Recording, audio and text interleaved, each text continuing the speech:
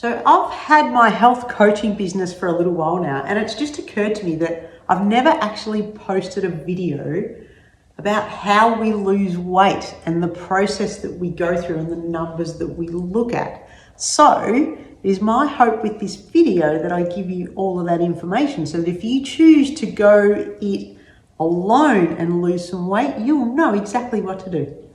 So the first thing we do is we explain what BMR is, which is your basal metabolic rate.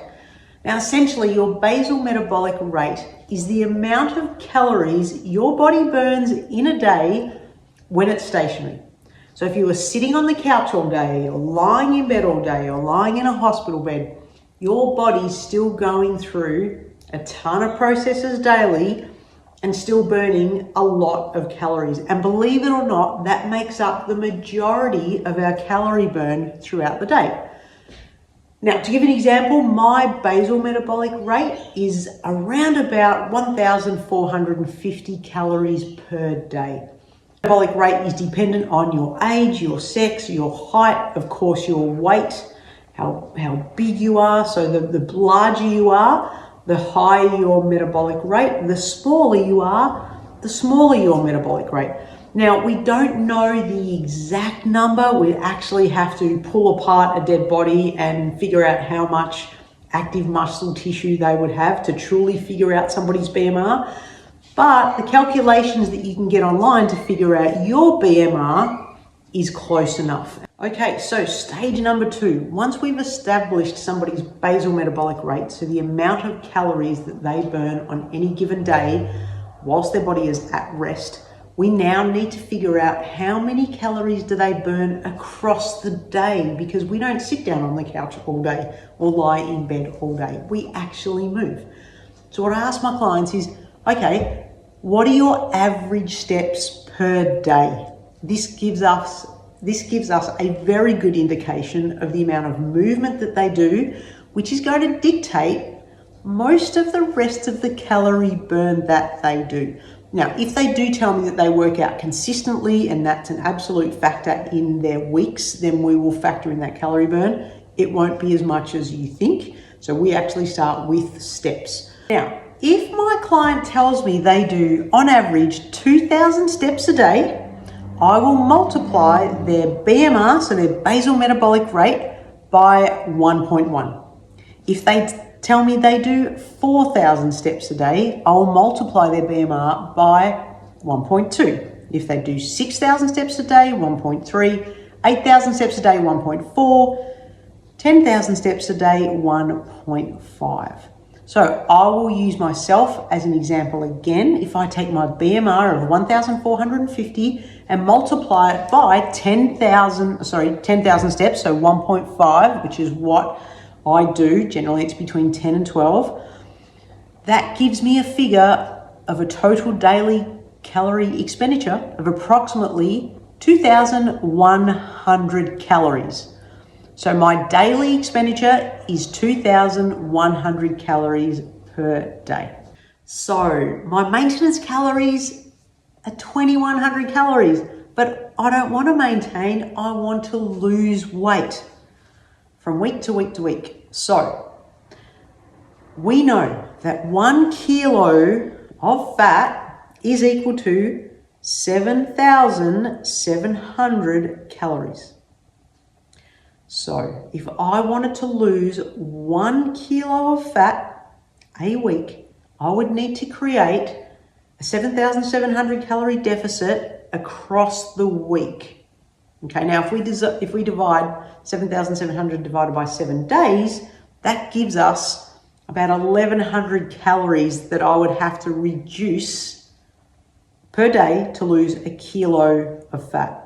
Now that is a pretty considerable deficit, and a deficit that I put into the category of rapid fat loss, because I'd be going from maintenance calories of 2,100 to 1,000 calories, which is not a lot of calories. Now, I've done that before and felt pretty good, but that story is for another day, what we call rapid fat loss. But we consider a nice sustainable rate of fat loss to be about 0.5 kilo a week. If you're a little bit bigger, You absolutely can go faster because we're already giving you more calories because you've got a higher BMR. But generally speaking, a half a kilo a week is a great rate of fat loss. Now that's going to equate to roughly a 3,500 calorie deficit across the week that we're going to need to get into, or daily 500 calories a day. So we want to create a deficit of 500 calories per day to create a 3,500 calorie deficit across the week, because 500 calories times 7, to give us a half a kilo a week fat loss rate. My total daily energy expenditure, or TDEE, is 2,100 calories. Now, if I eat 2,100 calories Monday, Tuesday, Wednesday, Thursday, Friday, Saturday, Sunday, which are my maintenance calories, my weight will pretty much stay the same, just 68 calories, right? And that's based on my basal metabolic rate of 68 calories, my height, my sex, my age. So if I maintain my 2,100 calories times 7 days, my weight will stay the same. Now, the scale weight might be slightly different from day to day, because that is the scale weight fluctuation that we see, which is the water coming in and out of our body on a daily basis. It happens more for women than it does for men, but I want you to consider it like the tide at the beach. When we're feeling bloated, or if the tide's in, we're carrying a little bit more water. When we're not feeling bloated or the tide's out, we're not holding on to very much water. And so the scales are a little bit lighter. It's really important as you go on your journey that you realize this is a major factor in the scale weight fluctuating from day to day, and you don't let that distract you from what's going on in your fat loss journey, which is that if you're in a deficit, which I'm about to talk about, is the trend line over time going down. Now, the beauty of fat loss is it should not be a guessing game.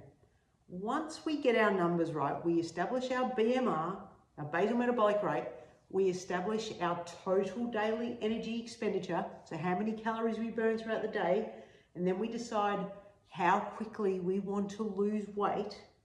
We then decide the calories that we're going to call our budget, if you like. Now for me, that 500 calorie deficit puts me at about 1,600 calories per day. Now if I stick to that 1,600 calories consistently, week 1, I will lose half a kilo. Week 2, I will lose a kilo. Week 3, I'll lose 1.5 kilos. Week 4, I will lose 2 kilos. Now I can accelerate that fat loss by creating a bigger deficit. I can do that either by eating less or by expending some more energy and doing some more walking, basically some exercise. I wouldn't go too hard on the cardio. The more we increase our cardio, the hungrier we tend to be, which can make fat loss a little more difficult. We want to try and keep the hunger at bay, which is why what we eat absolutely counts. But when it comes to fat loss, calories are king. When you get your numbers right and you basically stick to your budget, you will lose fat. But you need to do it consistently and you need to do it long enough to reach your fat loss goals.